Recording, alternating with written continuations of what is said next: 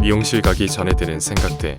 옆머리 몇 미리가 괜찮아? 나는 다운 펌만 하면 두피가 아파. 오늘 파마했는데 샴푸해도 되냐? 이거 하면 탈모 생기나요? 요즘 남자 펌머가 나.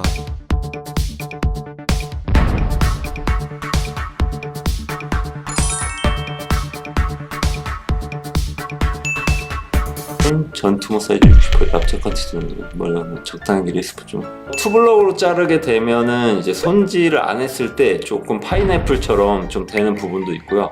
좀 손질할 때 조금 어려운 부분이 있고 약간 시대적으로 봤을 때 투블럭을 좀 안 하는 추세여가지고 조금 촌스러울 수도 있어요. 투블럭은 그래도 좀 연결된 느낌으로 가는 게 좀 추천을 드리고요. 머리를 좀 작아 보이게 하려면 너무 바싹 올리면 이제 하관이 너무 드러나기 때문에 이 얼굴형에 따라서 이 계란을 만들어 준다고 생각하시면 돼요.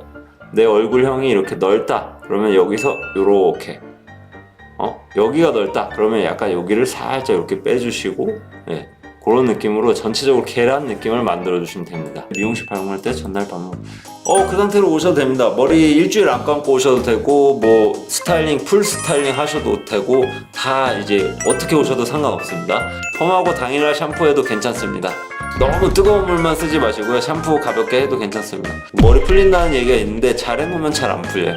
아보카도님 다운펌 할 때마다 너무 붙어서 항상 욕망의 항아리라고 놀림 당하는데 약 다운펌의 한계일까요? 아니요, 절대 한계가 아니라 저는 그거를 너무 싫어해요. 그 다운펌 할 때 너무 디자이너분들 쫙 붙이는 거에만 집중을 해서 진짜 답답해 미칠 것 같아요. 그래가지고 제가 이거 멤버십 클래스 하는 건데 그렇게 붙이는 분들은 또 제 거 보면은 저게 다운펌이냐 이러는데 고객님들 수많은 고객님들이 증명을 하고 있다는 겁니다. 머리가 다운펌이 그냥 쫙 붙여서 성공하는 경우는 그냥 두상이 진짜 딱 붙여서 되는 분들, 아이롱 다운펌을 하면 그 약간의 공기감이 있어요. 살짝 약 다운펌보다 조금 뜨는 공기감이 있는데 그것도 또 마음에 안 들거든요. 그렇기 때문에 약 다운펌으로 둘의 장점을 잡아서 다운펌을 하는 거를 저는 항상 교육을 하고 그렇게 항상 해왔습니다. 미용사님이 볼륨 매직을 추천해 주시는데 그렇게 하면 머리가 너무 달라붙지 않을까 걱정입니다.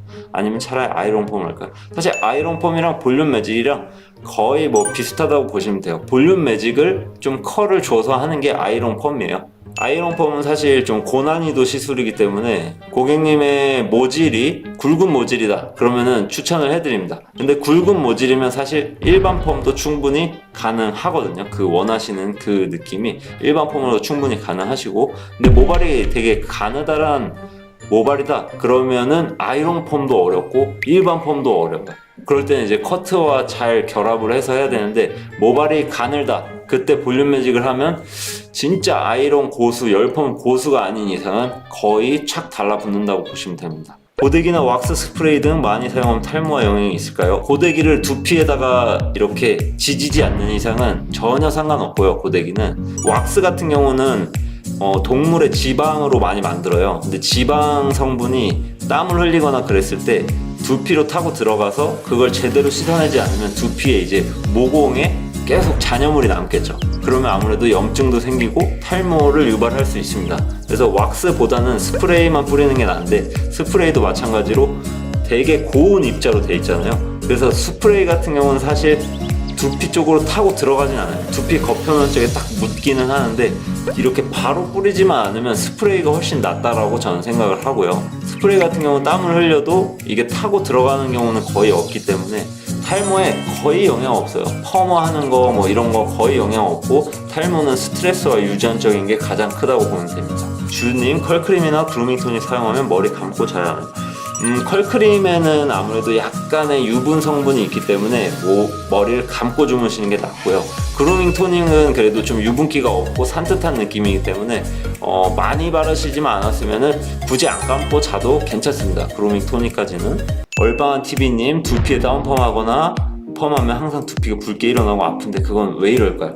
보통 이런 분들 되게 많으시거든요. 이게 보통의 디자이너 분들이 다운펌을 할 때 약을 좀 과도하게 많이 써요. 허옇게 이렇게 두피에다가 많이 바르는데 그렇게 되면은 사실 약 작용이 엄청 빨리 일어나면서 거기에 열 처리까지 들어가게 되면 두피가 그냥 직방으로 일어나게 돼 있어요. 그래서 이런 분들은 사실 만약에 저희 샵에서도 두피가 일어난다 그러면 진짜 두피가 정말 민감한 거기 때문에 그러면 좀 추천을 안 한다고 해드리지만 한번 받아보시라고 하는데 저희는 되도록이면 두피에 데미지가 가지 않게 그렇게 진행을 하고 있고요.